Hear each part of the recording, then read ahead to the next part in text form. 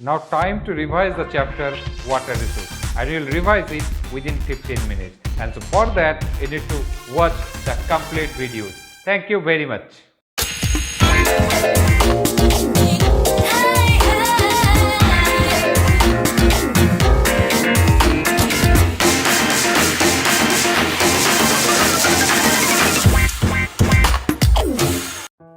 Hello everyone, let's start the topic water resource. As I said, before starting any chapters, you always need to see what are the things you need to study from the particular chapters. So these are the scope of content that you need to focus. But as I said, I will not go with that because that you all know. You have studied throughout the year, you all you know all of this. But I will focus on those things, how you have to study this chapter in much more details, and what are the things you need to focus, like where the chances it will be maximum for your board exam question. So you need to focus on those things. So let's start. First, the sources of water you need to know, that is the surface water and groundwater. Next, need for conservation and conservation practice.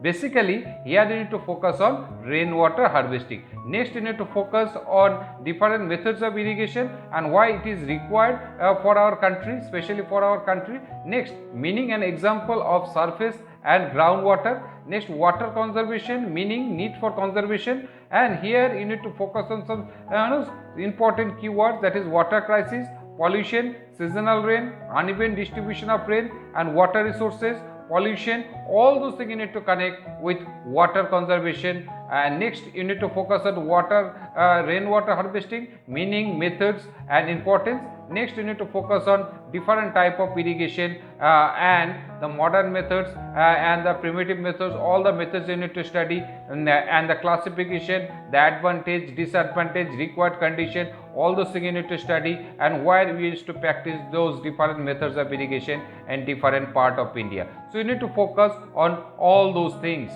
Next, here you can see the water availability. You know, in our world 70% water bodies are there, like but all the water it's not usable. We can use only less than 1% of available water. Why? Because 97% water is there in the ocean water, so that is a saline water. We cannot use those water. Next, 30% water is there, but out of 30%, 70% waters are there in the form of glaciers, ice cap. So that's why those water also we cannot use.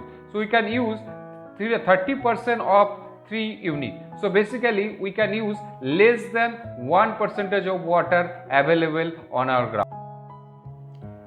Next, you need to focus why we need water. So here you can see water is very important element in our body. 70% this is the water, and the water is used for agricultural purpose maximum, that is 69%, for industrial purpose 23%, and toward domestic work is required 8% water. So water is very important elements. Now here you need to bother little bit, because there is a problem of water crisis. How much water is required per head per day?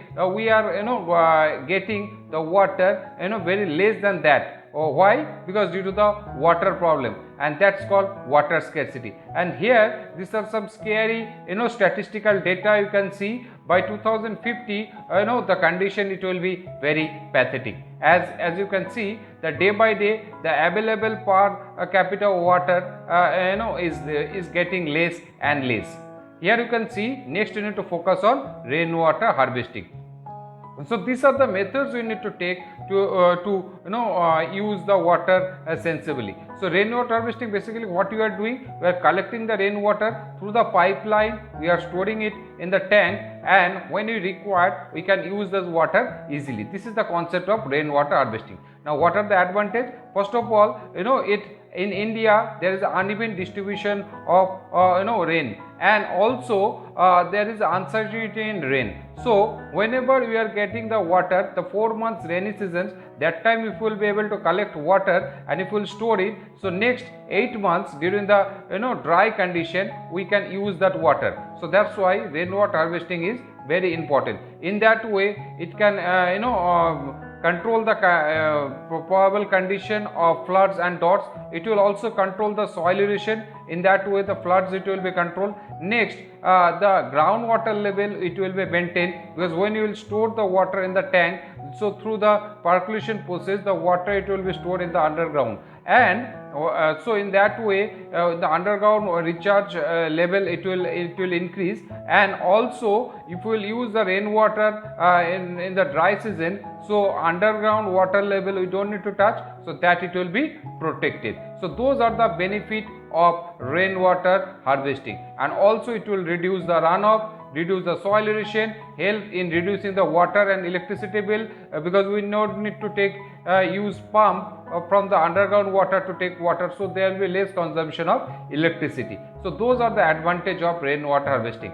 From the beginning in India, from very fast we are using the rainwater harvesting in different part of India, and it's known in different name. Like here you can say Kuls or Guls, that is in Western Himalaya, Johad or Khadims, that is in Rajasthan basically, Alwar, Bikaner, Jaisalmer, and the tanks or the tankas that we are using in semi-arid regions of Rajasthan. Bamboo drip irrigation basically we are using in the northeast states. The Khatri we are using Hamirpur, Kangra basically in Himachal Pradesh. Jing we are using in Ladakh, and Sargam we are using in Kerala and Dakshin Kannada. Those places we are using those type of rainwater harvesting. Here you can see some the Johad and Khadims basically. These are the picture we used to practice in the same way in the Rajasthan area, that we are collecting the rainwater like almost like structure like a tank, and we are using the rainwater when it will be required during the off rainy seasons.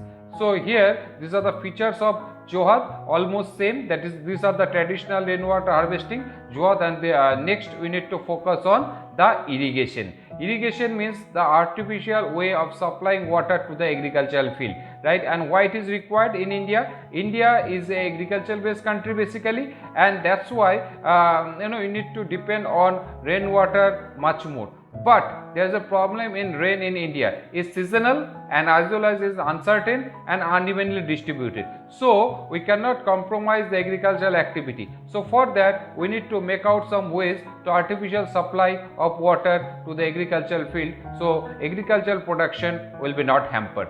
So need of irrigation I already discussed that why it is required. There's variability in rainfall and unequal distribution of rainfall to maximum production and meeting the crop requirement and soil needs, because nowadays we are using the hybrid seeds which require more water. So that's why we need to depend on artificial way of supplying water, that's called irrigation. So these are the methods, those are the primitive methods. You can see that primitive methods, there's well and tanks. Modern methods, the canals and tube wells. Although canals there are two types, inundation canals and perennial canal. Inundation canals it will come under the primitive methods, and traditional canals and the perennial canals it will come under the modern methods. That primitive methods that used to irrigation in small areas basically. The modern methods it will be used to irrigate in larger areas, and do not need modern machineries to operate for the primitive methods, and modern machineries it will be required for modern methods of irrigation. So here you can see in India we are using well irrigation maximum, that is 33%. Well irrigation we are practicing maximum, that is 37%, then tube well 31%, their canal 17%, and tank 15%.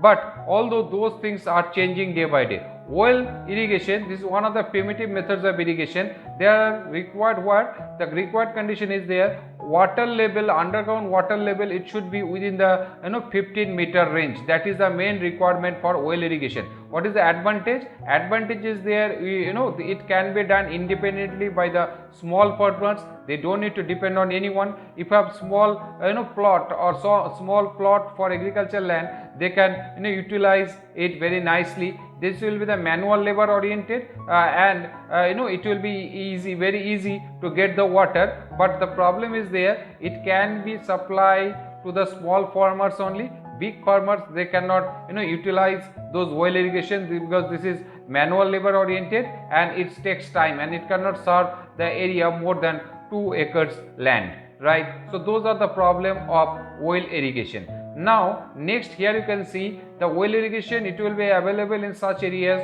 where the groundwater level it will be within the range of 15 meter. So basically northern plains we are using. But the problem with well irrigation is very less places we are getting the water level within the 15-meter range, because in the dry season generally water level it will goes down below the 15 meter. So for that we have utilized the modern methods of irrigation, that is called tube well irrigation. Now in the tube well irrigation, what will be the advantage? So if the groundwater level it will be below 50 meters, so from the below 50-meter range also will be able to get the water. How? Manually is not possible. So here you need to drill the pipeline. So through the pipeline, we will be able to reach the underground water level, and to take out the water we require cheap electricity. The pump machineries are required. With the help of pump machinery we will be able to utilize the underground water level. We will be able to get the underground water very easily with that. So these are the advantage, and it don't require much more space.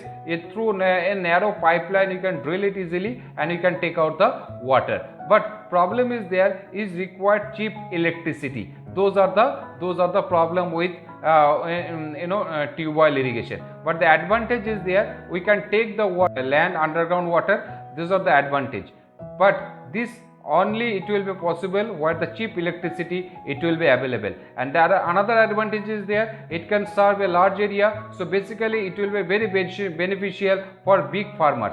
But the problem is there, the establishment cost it will be more, the setup cost it will be more. So only it can be utilized by the large or big farmers. Next, the tank irrigation. Tank irrigation basically we will practice in the southern part of India, because it is required firm solid base. So the southern part of India is made up from the volcanic rocks. So in the Deccan Plateau areas, so the solid firm base is there. So in that solid firm base we can store the water easily. Also, as it is the plateau areas, so up and down landforms are there. So in between the up and down landforms, water can be stored easily. But what are the disadvantage of that tank irrigation? The disadvantage is there, it cover large area. So that area it can be utilized for other economic activities. But as we are making it for tank, so that land we cannot use for other activities. These are the disadvantage. And also as the large surface area is there, so water evaporation rate also it will be high, and this is not a perennial supply of water. These are the drawback of tank irrigation, right? But as in South India, the other methods of irrigation is not possible. So tank irrigation is most important irrigation practice methods. So here you can see the southern part of India we are practicing those tank irrigation much more. Next one, the canal irrigation. Canal irrigation, what we are doing, we are taking the water from the river, and we are through the narrow channel we are connecting those places where the other source of water is not available. So in that place we will be able to supply water easily. Those are called the canal irrigation. There are two type of canal irrigation. One, that inundation canals. Inundation canals, it will take from the upper part of the river, means where the river water level it will be there, the base of the tank it will be just above the river water level. So during the floods, when the river water level it will increase, or rainy season it will increase, so that extra amount of water it can pass through the canal very easily, and it can connect the agricultural field easily. Those are the advantage of inundation canals. But the inundation canals during the dry season it will not work, because the dry season water level it will goes down, and in dry season it in the agricultural field will be required the water. So in that time we need to make such arrangement where through the canals there will be continuous supply of water. So for that another method is there, that is called perennial canals. So in perennial canals, what is required? The base of the canal it will be below the river water level. So the river water level it will go entered in the canal throughout the year. But here we require to control the flow of water from the river. So that's why we have to construct dam, we have to make the sluice gate, so through that we can control the flow of water. So whenever it will be required, we will be able to supply water easily. So here you can see there are some multi-purpose river project, and through that we are doing the canal irrigation and we are supplying water to the dry areas, and we can continue the agricultural activities easily. So those are the two type of canals: perennial canals and inundation canals. There are advantage, so it can supply water to those areas where rainwater is not available. And on the other hand, there is some disadvantage. When you are connecting those areas through the canal surrounding areas, condition it will change. Why? Because as the water it will be available, so it will make the soil moist throughout the year, and as a result it will disturb the condition, and the soluble salt it will mix with the water, and when due to the evaporation water it will evaporate, but a thin layer of salt it will remain at the top of the soil. So in that way soil it will be saline. That's called ray. Next, here you can see you have to make this table before the board exam. Make this table, collect all the information that we have discussed till now, and if you will make the table, maximum question you will get from there. So you need to know about the types of irrigation, required condition, advantage, disadvantage, area of practice, and state-wise practice. Remember, council is very particular regarding the area of practice and state-wise practice. The answer it will be not same. Area means the regions wise you need to mention, and state means state wise you need to mention. As per the question you need to answer.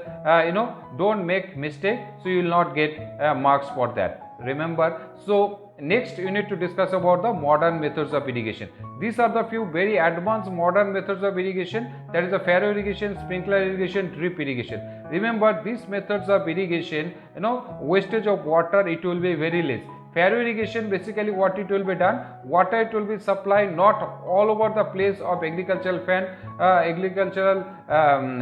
place, so field you can say, and here you can see water it will be passed in between the two lines of agricultural crops, and in that way the conservation of water it will be possible. Next, here you can see sprinkler irrigation. Through the sprinkler irrigation, water it will be spread like artificial way, like a rain to the agricultural crops straight away. So that can be practiced in the arid or semi-arid areas where the crops get dry due to the scorching heat, and in that way there will be no wastage of water through the ground. So that also it will be beneficial because there will be less wastage of water. Next, the drip irrigation. Drip irrigation, here the practice it will be there. The pipeline it will be set up before the agricultural activity, and the small holes it will be there in the pipelines, and the water it will be supplied to the root of the agricultural crop straight away, rather than on the crops or on the soil. So in that way there will be zero wastage of water, and this is the best methods of irrigation as there is a zero wastage of water. So that's it from the chapters. If you will remember all those things, you will be able to score well.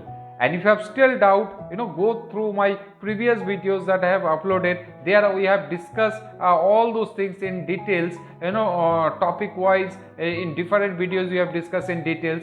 And if you have still doubt, please don't forget to write in the comment section your doubt. I'll come with another video with your doubts question. So for that you need to subscribe KSK Geography, and don't forget to share with your friends. Thank you very much for watching KSK.